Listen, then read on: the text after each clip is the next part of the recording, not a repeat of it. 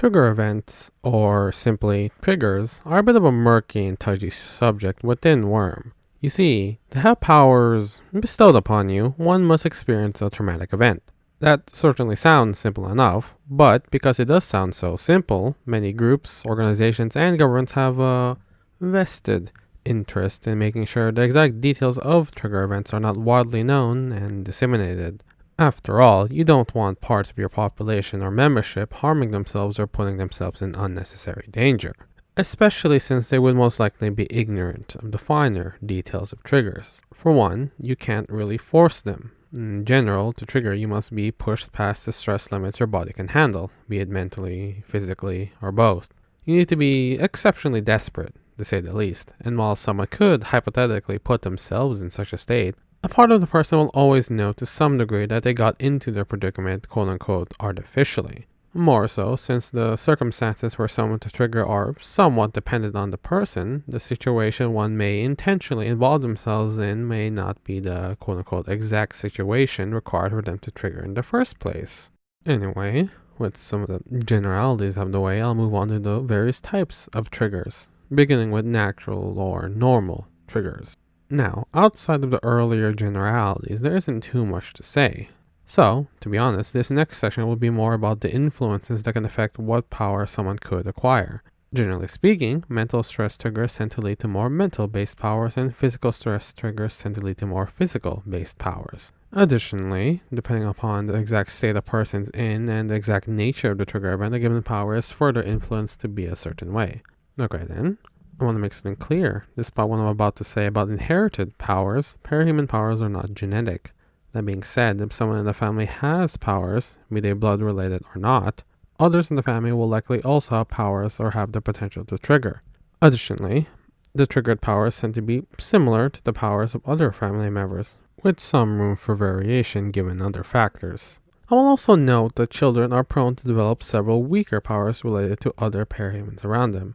Now, to go into further detail about inherited powers, or triggers I suppose, children can inherit their powers from their parahuman parents or siblings, but non-parahuman parents do not typically inherit powers from their parahuman children. Also, if the parents do have powers, their offspring have the fortunate, or unfortunate, privilege of being able to trigger with less intense experiences. How much less, you may ask? The difference between the suicide of a sibling versus being fouled in the game. But like I stated earlier, trigger events are relative to the person and their experiences, so who knows?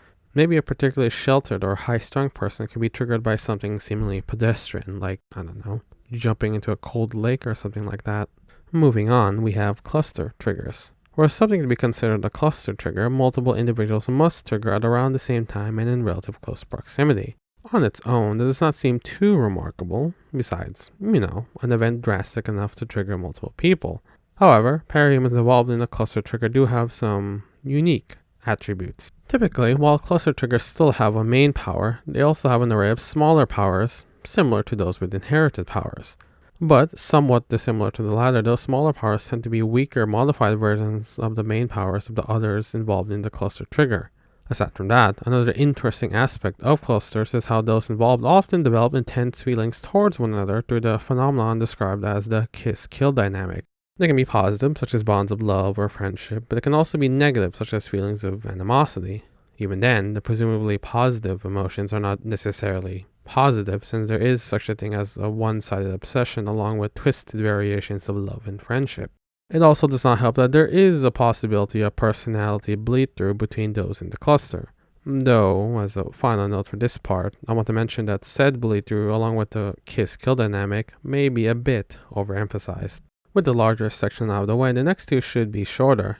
Beginning with second triggers, as the name denotes, they are a very rare secondary trigger event that enhances, evolves, and generally removes the limits of one's power.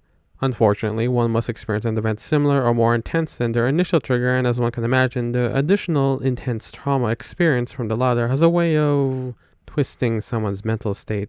While on that same note, double triggers are when someone triggers back-to-back. There are a variety of reasons as to why someone would trigger back-to-back, but some possibilities are that the acquired power overloaded someone's senses, or that the base power in question didn't help much in getting one out of their predicament, so they triggered again. After all, getting a power from a trigger event does not necessarily mean that it'll resolve a situation. In fact, As an aside, many may still die despite triggering.